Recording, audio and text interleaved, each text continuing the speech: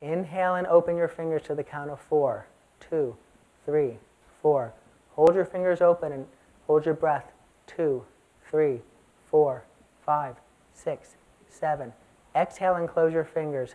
2, 3, 4, 5, 6, 7, 8.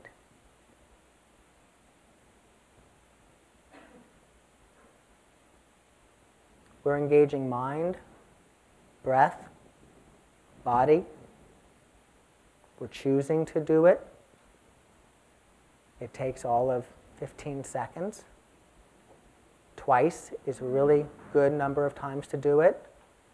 Some physicians will say, don't do it more than 4 times starting out. It's a wonderful way to choose to do something different than you normally would do. You're at home, you're a happy camper, the thing happens that tends to happen, you're thrown off, you begin to get caught in something that's uncomfortable. You know it's uncomfortable, but it's a dance that we know that we some level keep doing. It has a familiarity. Maybe it's what happens at work with opposing counsel, maybe it's with a partner or a colleague, maybe it's with anybody. It can even be with ourselves.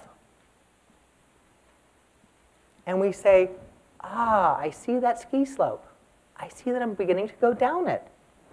I'm going to go over here and see what happens. And then see what happens.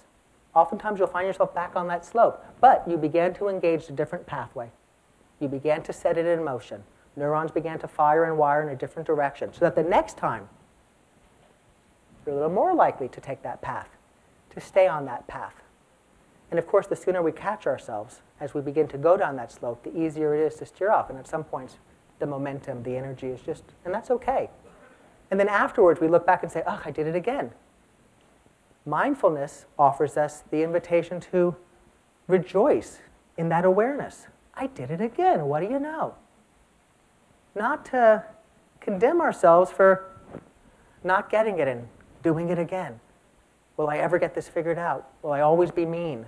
Will I always be thoughtless? Will I always be overbearing? Will I always be feeling guilty about that thing that I do over and over? No. That's what happened in the moment. It just is. We can be there for life as it just is and be very interested in making the next moment something really extraordinary. And if it's not, it just is. And then there's the next moment to make it really extraordinary. As opposed to forever dragging along or forever worrying about.